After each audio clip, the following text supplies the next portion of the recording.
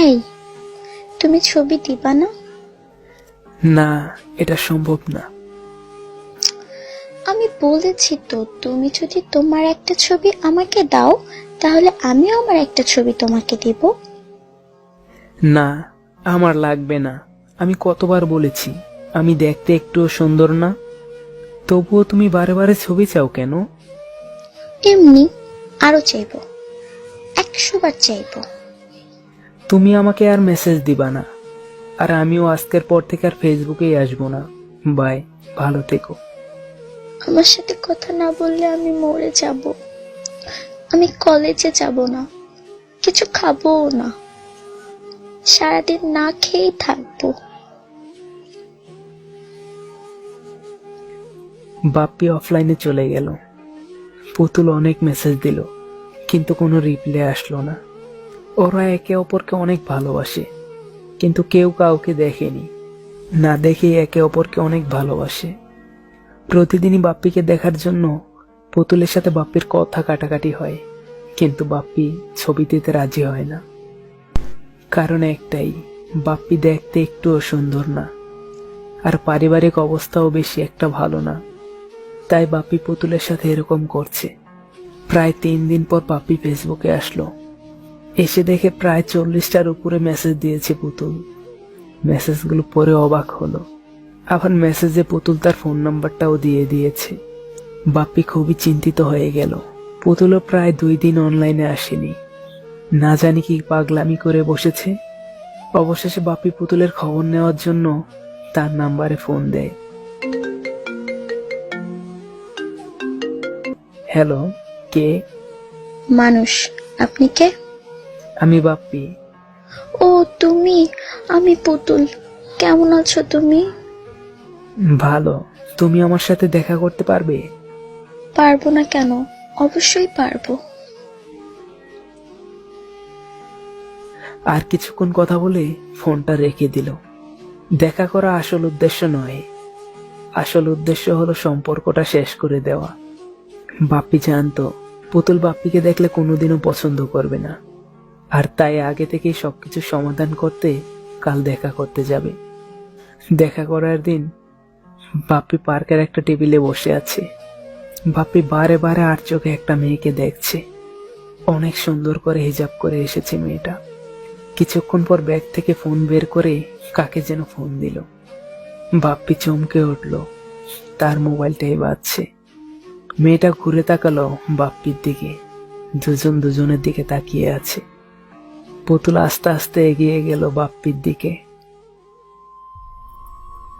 তুমি বাপ্পি? হ্যাঁ, আমি। তো এই অবস্থা কেন? আমি তো আগেই বলেছি আমি অনেক গরিব, আমি দেখতেও ভালো না। তাই বলে এই অবস্থা? পায়ে কি এটা? স্যান্ডেল জুতা কেন? আমার এই এক জোড়া জুতো, এটা ছাড়া আর আমার কোনো জুতো নেই।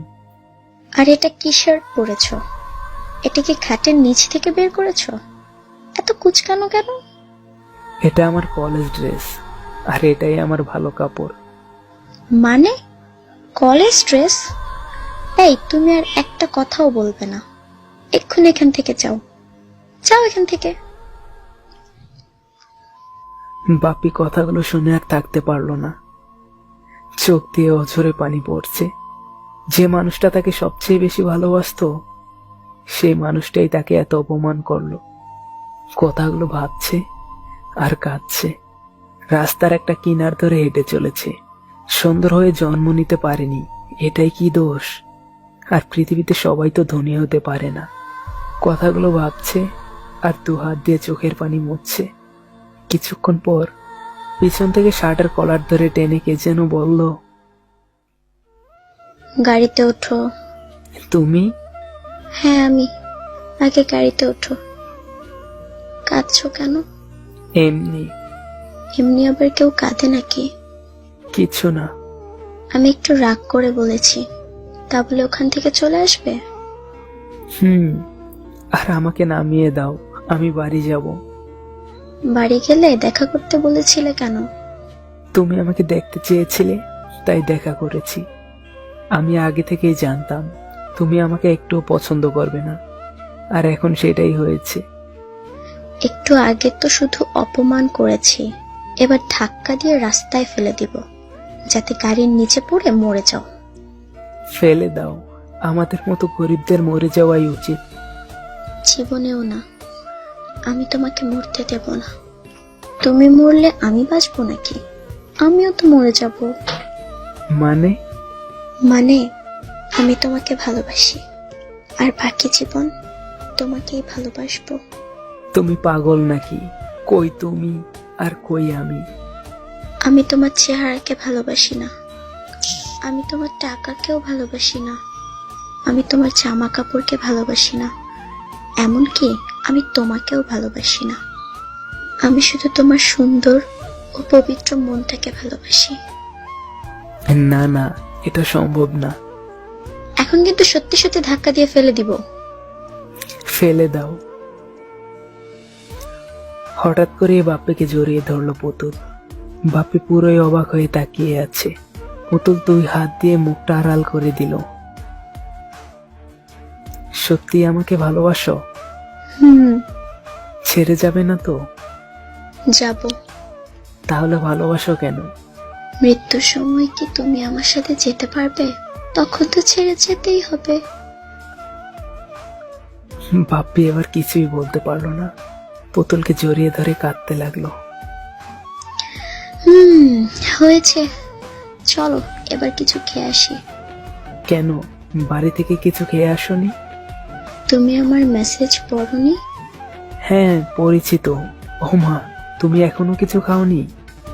না, তোমার সাথে খাবো। তার আগে তোমার জন্য কিছু কেনাকাটা করতে হবে। কিন্তু আমার কাছে যে টাকা নেই। এই সত্য কথা বলার জন্যই তো আমি তোমাকে এত ভালোবাসি, বোকা ছেলে। আর টাকা নেই মানে? আমার টাকা তো সব তোমারই টাকা। আসলে জীবনে গরিব হয়ে কিছু করতে না পারলেও আমাদের আশেপাশের মানুষগুলোকে খুব সহজেই চেনা যায়। বাপ্পি যেমন একজন খুব ভালো মনের মানুষকে খুঁজে পেয়েছে, ঠিক এইভাবেই। আর ভালোবাসা সে হয় 2 ধরনের, একটা চেহারার সাথে আর একটা মনের সাথে। চেহারার ভালোবাসাটা চেহারার সাথেই বিলীন হয়ে যায়, আর মনের ভালোবাসাটা থাকে মৃত্যু পর্যন্ত। ভালো লাগলে ভালোবাসার মানুষদের সাথে শেয়ার করবেন। ধন্যবাদ।